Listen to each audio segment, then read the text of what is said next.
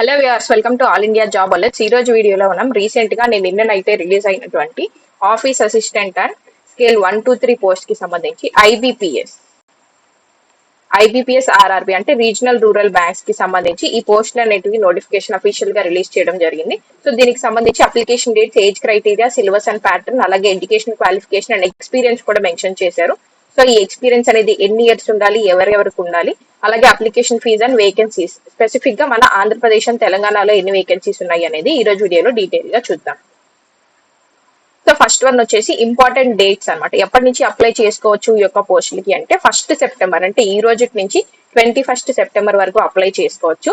And then online exam prelims అనేది ఎప్పుడు ఉంటుంది అంటే నవంబర్ ఆర్ డిసెంబర్ లో ఈ యొక్క ఎగ్జామ్ అనేది కండక్ట్ చేయడానికి ఛాన్సెస్ అయితే ఉన్నాయి. మరి మెయిన్స్ ఎగ్జామినేషన్ ఎప్పుడు ఉంటుంది అంటే ఇఫ్ నవంబర్ లో కనుక కండక్ట్ చేస్తే డిసెంబర్ లో మెయిన్స్ ఎగ్జామ్ ఉంటుంది, లేదంటే డిసెంబర్ లో ప్రిలిమ్స్ కనుక కండక్ట్ చేస్తే ఫిబ్రవరిలో మెయిన్స్ ఎగ్జామ్ అనేది కండక్ట్ చేయడం జరుగుతుంది.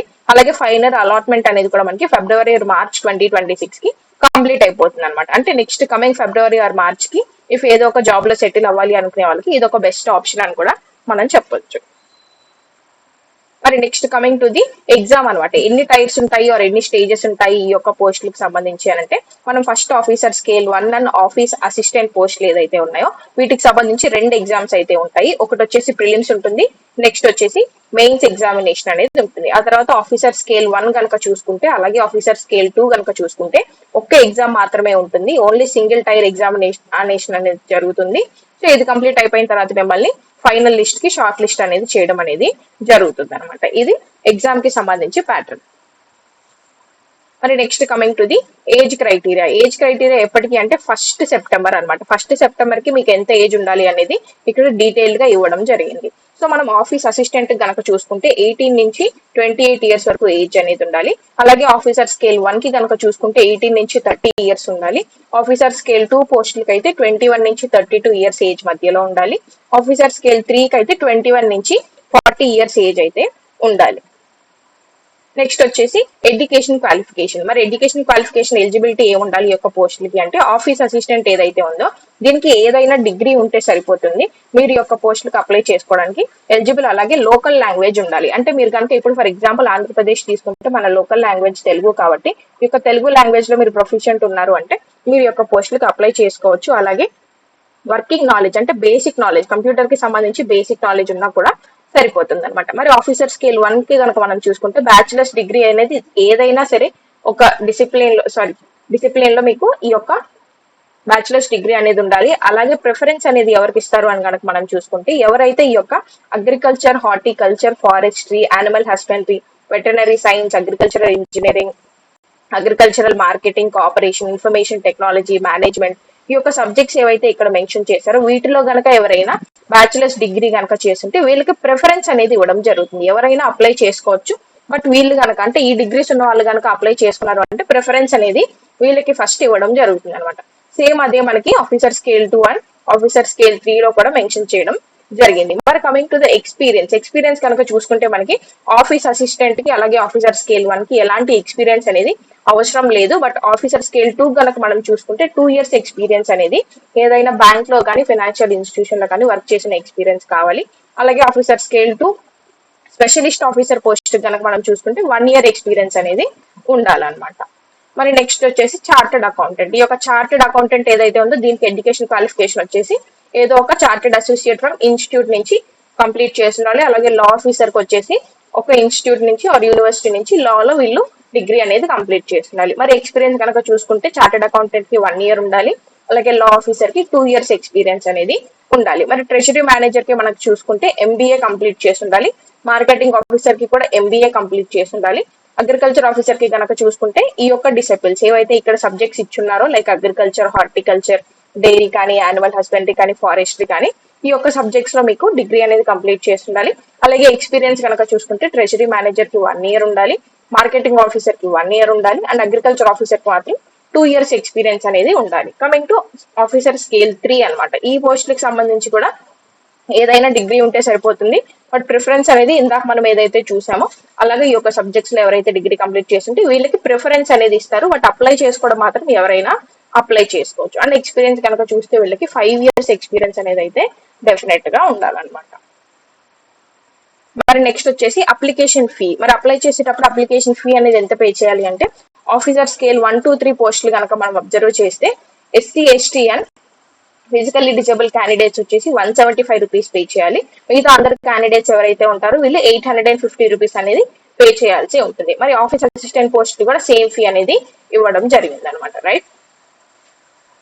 నెక్స్ట్ వచ్చేసి ఆన్లైన్ ఎగ్జామినేషన్. అంటే ఎగ్జామినేషన్ అనేది ఎలా జరుగుతుందని కనుక మనం చూసుకుంటే ఆఫీస్ అసిస్టెంట్ కి అలాగే ఆఫీసర్ స్కేల్ 1 కి సేమ్ ఎగ్జామ్ ప్యాటర్న్ అనేది ఉంటుంది అనమాట. రైట్. మరి ఏమేమి ఇస్తారు అంటే రీజనింగ్ కి సంబంధించి 40 క్వశ్చన్స్ అనేది ఇవ్వడం జరుగుతుంది. న్యూమరికల్ ఎబిలిటీకి సంబంధించి 40 క్వశ్చన్స్ ఇవ్వడం జరుగుతుంది. టోటల్ 80 క్వశ్చన్స్ ఇస్తారు. 80 మార్క్స్ కి ఈ యొక్క ఎగ్జామ్ అనేది కండక్ట్ చేస్తారు. దీంట్లో సెక్షనల్ టైం ఉంటుంది, సెక్షనల్ కట్ ఆఫ్ కూడా ఉంటుంది. ఇది అబ్జర్వ్ చేయాలి. రైట్. అంటే ఏంటి, మనకి ఫస్ట్ రీజనింగ్ కనుక చూసుకుంటే 25 మినిట్స్ టైం ఇస్తారు. ఈ 25 మినిట్స్ కంప్లీట్ అయ్యింది అంటే ఇంకా ఈ విండో అనేది క్లోజ్ అయిపోతుంది. తర్వాత మళ్ళీ రీజనింగ్ సంబంధించి క్వశ్చన్స్ అనేవి ఓపెన్ అవ్వవు. నెక్స్ట్ న్యూమరికల్ ఎబిలిటీ అనేది 20 మినిట్స్ టైం ఇస్తారు. ఈ టైంలో మనం ఈ యొక్క సెక్షన్ అనేది కంప్లీట్ చేసుకోవాల్సి ఉంటుంది. సెక్షన్ ఇచ్చిన టైంలోనే మనం ఈ యొక్క ఆన్సరింగ్ అనేది కంప్లీట్ చేసుకోవాలి. అలాగే ఈ యొక్క సబ్జెక్ట్స్ కి ఇండివిజువల్ అంటే రీజనింగ్ కి సపరేట్ కట్ ఆఫ్ ఉంటుంది, దీన్ని మనం అచీవ్ చేయాల్సి ఉంటుంది. అలాగే న్యూమరికల్ ఎబిలిటీకి కూడా సపరేట్ కట్ ఆఫ్ అనేది ఉంటుంది. ఇవి రెండింటిని అచీవ్ చేసిన తర్వాత ఫైనల్ కట్ ఆఫ్ కూడా అచీవ్ చేయాల్సి ఉంటుంది అనమాట. ఓకే, ఇది సెక్షనల్ కట్ ఆఫ్ అంటే మీనింగ్. మరి నెక్స్ట్ వచ్చేసి officer scale to specialist cadre. వీళ్ళకి ఎగ్జామ్ ప్యాటర్న్ అనేది వచ్చేసి ప్రొఫెషనల్ నాలెడ్జ్ అనేది ఫస్ట్ టాపిక్ ఉంటుంది. తర్వాత రీజనింగ్, ఫైనాన్షియల్ అవేర్నెస్. ఇక్కడ 4A అండ్ B ఇచ్చారు కదా, ఏదో ఇంగ్లీష్ ఆర్ హిందీ ఏదో ఒక లాంగ్వేజ్ అనేది మీరు చూస్ చేసుకోవచ్చు. నెక్స్ట్ వచ్చేసి కంప్యూటర్ నాలెడ్జ్ ఉంటుంది. తర్వాత quantitative aptitude and data interpretation ఉంటుంది. ఈచ్ సబ్జెక్ట్ నుంచి మీకు 40 క్వశ్చన్స్ అనేది రావడం జరుగుతుంది. టోటల్ వచ్చేసి 200 మార్క్స్ కి ఎగ్జామ్ అయితే కండక్ట్ చేయడం జరుగుతుంది. టైం వచ్చేసి 150 మినిట్స్. ఇది కూడా సేమ్ సెక్షనల్ టైం ఉంటుంది, అలాగే సెక్షనల్ కట్ ఆఫ్ కూడా ఉంటుంది అనమాట. ఓకే, నెక్స్ట్ ఏంటి, officer scale 2 and officer scale 3. వీటన్నిటికి సేమ్ ప్యాటర్న్ అనేది ఉంటుంది. ఇందాక మనం చూసినట్లు ఏదైతే officer scale 1 and office assistant కి సేమ్ ప్యాటర్న్ ఉంది కదా, సేమ్ అలానే ఆఫీసర్ స్కేల్ 2 కి స్కేల్ 3 కి కూడా సేమ్ ప్యాటర్న్ అయితే ఉంటుంది. రీజనింగ్ ఉంటుంది, కంప్యూటర్ నాలెడ్జ్ ఉంటుంది, ఫైనాన్షియల్ అవేర్నెస్ ఉంటుంది, ఇంగ్లీష్ ఆర్ హిందీ ఏదో ఒకటి చూస్ చేసుకోవచ్చు. నెక్స్ట్ వచ్చేసి quantitative aptitude and data interpretation ఉంటుంది. 200 క్వశ్చన్స్ అనేది ఇస్తారు. అలాగే 200 మార్క్స్ కి ఈ యొక్క ఎగ్జామ్ అనేది కండక్ట్ చేయడం జరుగుతుంది. 120 మినిట్స్ అంటే 2 hours టైం అనేది ఇస్తారు. సేమ్ దీంట్లో కూడా sectional cut off and sectional time అనేది అయితే ఇవ్వడం జరుగుతుంది అనమాట. ఇది ఎగ్జామ్ కి సంబంధించినటువంటి pattern and syllabus. Right. Next వచ్చేసి వేకెన్సీస్. వేకెన్సీస్ కనుక మనం చూస్తే ఆంధ్రప్రదేశ్ లో ఎన్ని వేకెన్సీస్ ఉన్నాయి అంటే ఆంధ్రప్రదేశ్ గ్రామీణ బ్యాంక్ అని తీసుకోవడం జరుగుతుంది. ఇది కూడా ఎందుకు ఇచ్చారు అంటే రీసెంట్ గా మనకి 4th phase of nationalisation of banks అనేది జరిగింది కదా, సో దానిలో భాగంగా 1 state 1 RRB అనేది చేశారు. సో మన స్టేట్ ఆంధ్రప్రదేశ్ స్టేట్ కి ఆంధ్రప్రదేశ్ గ్రామీణ బ్యాంక్ ని 1 RRB అని తీసుకురావడం జరిగింది. సో దీంట్లో ఈ యొక్క వేకెన్సీస్ అనేది ఇవ్వడం జరుగుతుంది అనమాట. సో దీనిలో భాగంగా ఎస్సీకి ఎన్ని వేకెన్సీస్ ఉన్నాయి అంటే 23 వేకెన్సీస్, ఎస్టీ క్యాండిడేట్స్ కి 11 వేకెన్సీస్, ఓబీసీ నాన్ క్రిమి లేయర్ వాళ్ళకి 41 వేకెన్సీస్, ఈడబ్ల్యూఎస్ వాళ్ళకి 15 వేకెన్సీస్ అండ్ జనరల్ క్యాండిడేట్స్ కి 60 వేకెన్సీస్. టోటల్ గా 150 వేకెన్సీస్ అనేవి ఓన్లీ ఆఫీస్ అసిస్టెంట్ మాత్రమే ఆంధ్రప్రదేశ్ కి వేకెన్సీస్ ఉన్నాయి. రిమైనింగ్ ఏదైతే ఆఫీసర్ స్కేల్ 1, 2, 3 ఉన్నాయో వీటిలో అయితే ఆంధ్రప్రదేశ్ కి అయితే వేకెన్సీస్ లేవు. బట్ తెలంగాణకు అయితే వేకెన్సీస్ అనేవి అన్నిటిలోనూ ఉన్నాయి. అంటే ఆఫీస్ అసిస్టెంట్ లో ఉన్నాయి, స్కేల్ 1, 2, 3 లో కూడా వేకెన్సీస్ అయితే ఉన్నాయన్నమాట. మరి ఆఫీస్ అసిస్టెంట్ లో తెలంగాణకు సంబంధించి తెలంగాణ గ్రామీణ బ్యాంక్ లో వేకెన్సీస్ చూసుకుంటే ఎస్సీ క్యాండిడేట్స్ కి 72 ఉన్నాయి, ఎస్టీకి వచ్చేసి 32 ఉన్నాయి, ఓబీసీ నాన్ క్రిమి లేయర్ 121 ఉన్నాయి, ఈడబ్ల్యూఎస్ కి 45 ఉన్నాయి, అలాగే జనరల్ క్యాండిడేట్స్ కి 180. టోటల్ గా 450 పోస్టులు అనేవి ఉండడం జరిగింది అనమాట. సో ఇవి ఆఫీస్ అసిస్టెంట్ కి సంబంధించినటువంటి వేకెన్సీస్. తెలంగాణకి అప్లై చేసుకుంటున్న వాళ్ళు ఎవరైతే ఉన్నారో స్కేల్ 1 to 3 వేకెన్సీస్ చూడాలి అనుకుంటే కంప్లీట్ నోటిఫికేషన్ అనేది all India job alerts Telegram ఛానల్లో నేను అప్లోడ్ చేస్తాను. దీనికి సంబంధించిన లింక్ అనేది నేను ఫస్ట్ కమెంట్ లో కూడా ఇవ్వడం జరుగుతుంది. సో డైరెక్ట్ గా మీరు ఆ ఛానల్లో అఫీషియల్ నోటిఫికేషన్ డౌన్లోడ్ చేసుకుని వేకెన్సీస్ అండ్ కంప్లీట్ డీటెయిల్స్ కూడా చూడొచ్చు. Right. So this is all for today. ఇంకేమైనా డౌట్స్ ఉన్నాయంటే do comment in the comment section, నేను ఆన్సర్ చేస్తాను. And subscribe for more updates. See you all tomorrow.